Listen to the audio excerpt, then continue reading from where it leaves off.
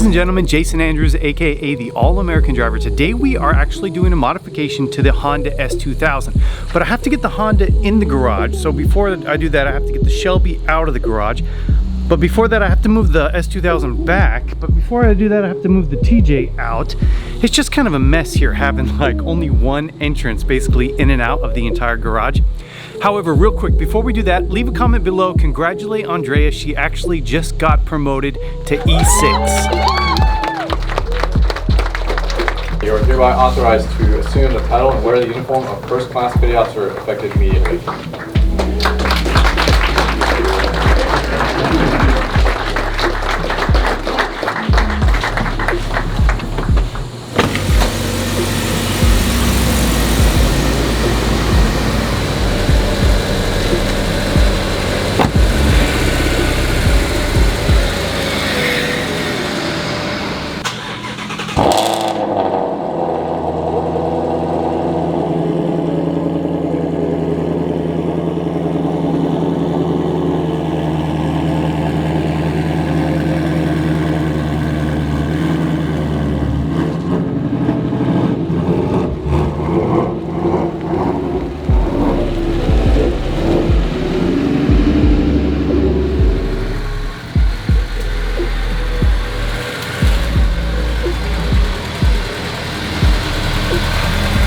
So recently we actually got some new subscribers. I just want to say, hey everyone, thanks for joining the channel and welcome to the All-American Driver family. I have been a little bbit slow on posting videos lately, but that is because Andrea and I have been on leave. We're both in the Navy and it's pretty rare that we get to take leave together. We've been spending a good amount of time at the beach.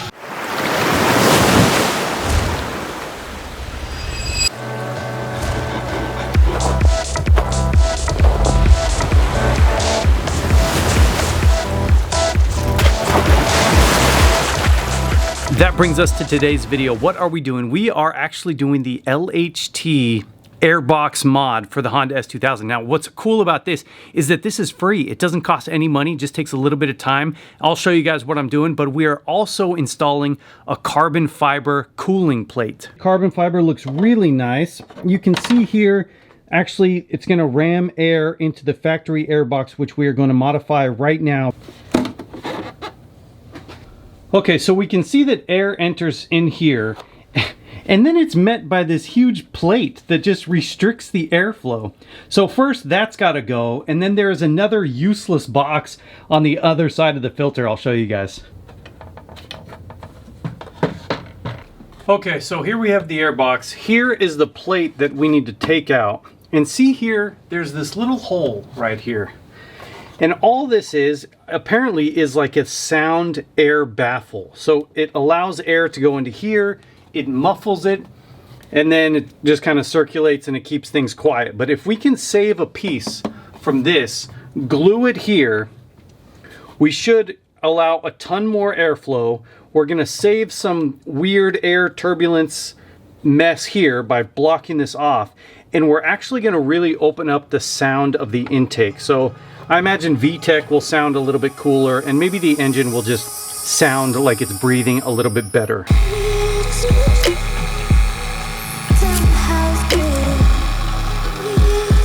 Just a reminder, I think you should wear safety glasses if you do this.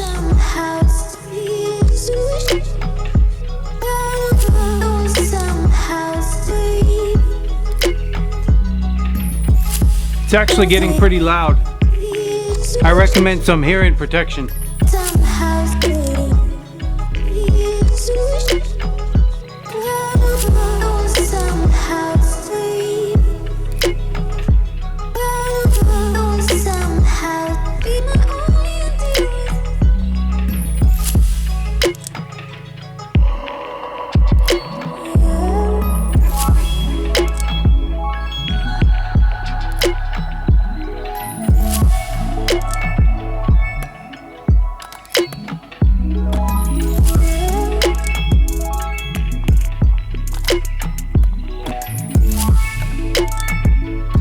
Okay, so not the cleanest job, but pretty good actually.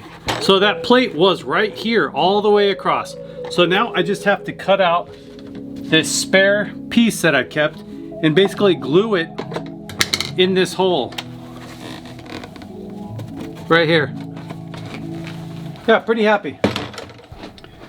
All right, so here's my little square, and I'm basically just gonna glue this just like that.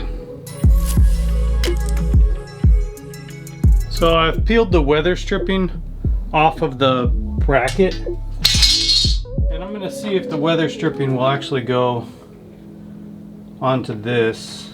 I think it will.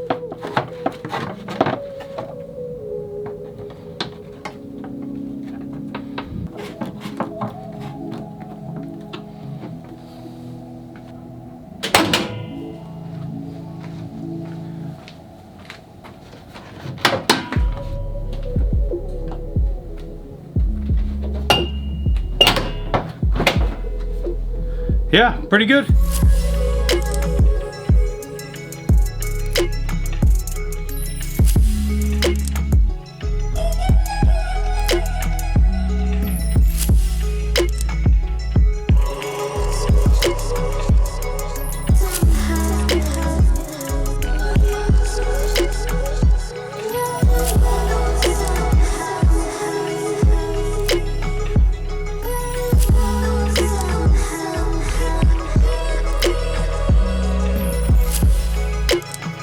I'd say that's a pretty successful mod. You know, I don't think I'm gonna feel like 5 or 8 horsepower increase, but I will say when VTEC changeover happens, it's more audible. Like I can hear it, which is kind of cool.